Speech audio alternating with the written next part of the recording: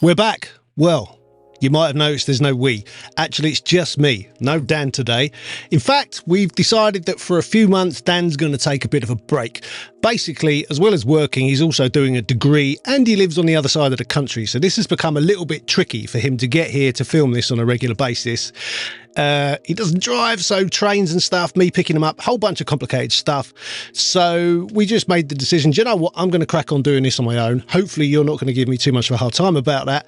And Dan will come back when he's calmed down, basically, when all the stuff he's working on is less of a stress. Anyway, we've got stuff to deal with. We've got plugins to review. So, yeah, just going to crack on. Anyway, today we are looking at the new one from Kiive. Kiive are on a mission, aren't they, lately? They're just banging out plugins. It's the Kiive Xbus bus compressor. Let's find out. Is it?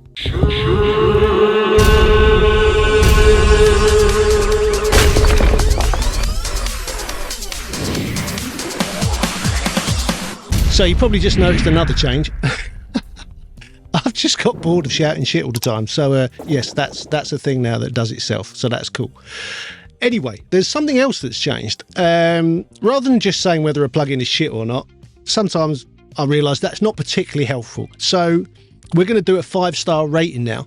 So a plugin will get between 1 and 5 stars. Now, what are the 5 categories I'm marking it on? Well, basically, there's the sound, obviously, how it looks, that's important. The usefulness, is it something you're actually going to use? The value, does it cost too much? Is it really cheap? That's important. And the last category is extras. What extra stuff is it giving you? Because it's a plugin. Plugins have that added sort of bonus that over hardware, they can add things on to give you extra value to make it more useful.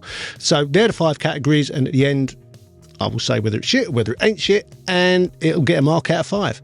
So hopefully that'll help. Anyway, let's crack on and let's look at this Kiive Xbus. First of all, let's look at the piece of hardware it was based on. So everyone's aware of the SSL mix bus compressor that sat in the console. I learnt to mix on an SSL E series. The bus compressor was sat in the console. It sounded fantastic. When I moved up to a G series, I wasn't as big a fan. I know a lot of people preferred it, but I preferred the one in the original E series, certainly on the desk I used to mix on. Sometime after all that, Alan Smart came up with, I think it was the C1 and then the C1A, and then eventually in around 98, I think, the C2, which for all intents and purposes is like a clone of an SSL bus compressor. It was a 1U rack unit. It looked pretty cool. It looked very SSL style buttons and knobs and stuff. And it had that sound. It did that glue compression thing. And it was basically one of the only ways you could get that. At that time, sort of all the proliferation, is that the right word? Proliferation of bus compressors, certainly SSL clones, just hadn't happened yet. In the back at the end of the 90s, if you didn't have the desk, you had to get a C2. I actually had one.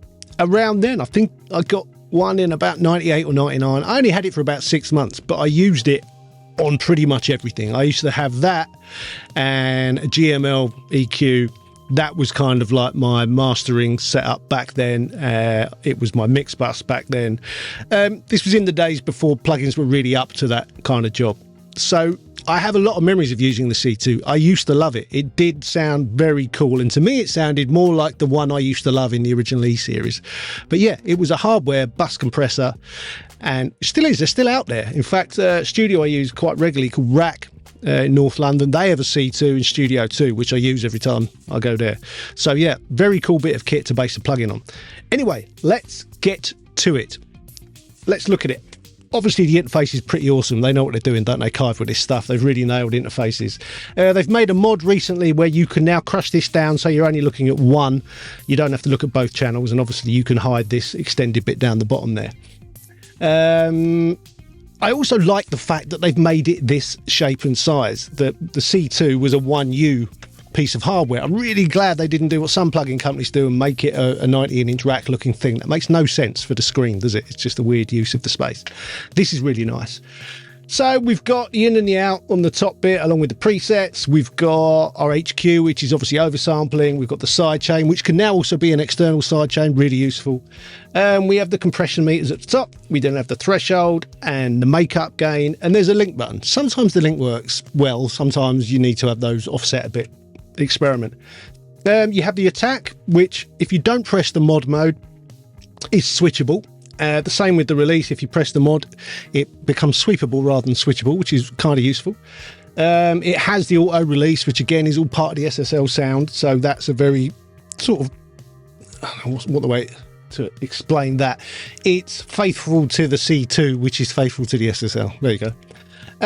We have the ratio, all the ratios you would find on the hardware unit, and then the wet dry mix, which is obviously something that wasn't on the SSL, and it's a really important thing. When I was looking for a new bus compressor when I was upgrading, I don't know, I guess it was getting on for 10 years ago now, I bought the IGS S-Type 500, which is over there in my rack, because it sounded so much like an SSL bus compressor or a C2, but it had that wet dry control as well, and the sidechain, which is just makes it really, really useful.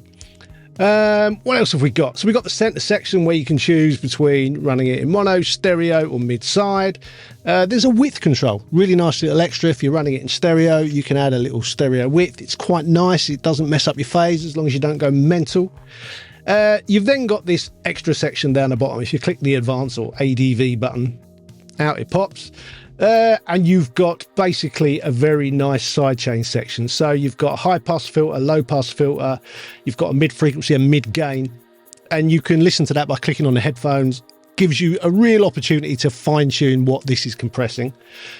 You've then got your mix, which is really useful for the saturation. So you can choose pre or post, the amount of saturation with the mix. You've got odd and even separately for your odd and even harmonics. And then you've got the tone control, whether it's, you know, biased towards the low or the high frequencies, and an on and off. Now, obviously, you've got that separately for left and right, but that's really useful for when you're running the whole thing in mid-side.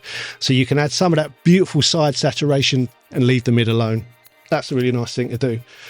So I think that's pretty much covered it. Apart from in the middle at the bottom, you've got headroom control, which is really nice. You see that on quite a few Brainworks plugins. So I'm glad Kiive have implemented it here.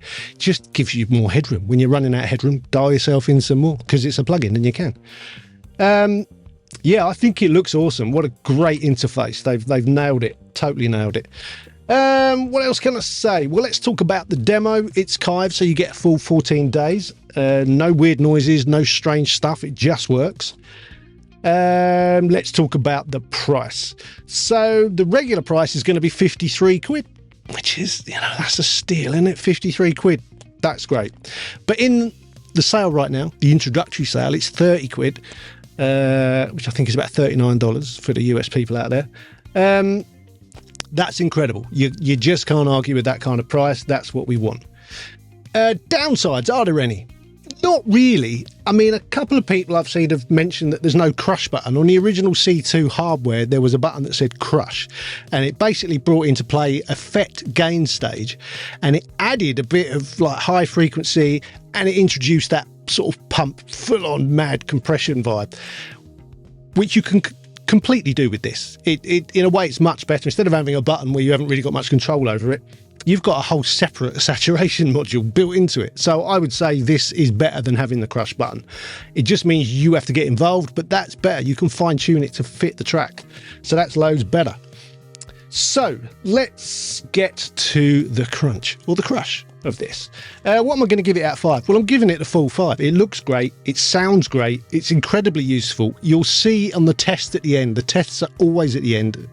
Not only did I test it, but I compared it to 2 other bus compressors. One, the SSL, and the other one is the Analog Obsession. So those two are both sort of supposed to sound like SSL style compressors. This one has really impressed me. It sounds incredibly good. You're not going to get a better one, I don't think, especially not for this money. It's insane value. As you can tell, I'm a big fan. Not shit at all. Very cool plugin. Go and listen to the demo after this, then go and download the demo, try it out for 14 days. I think you'll find it's pretty damn awesome, actually.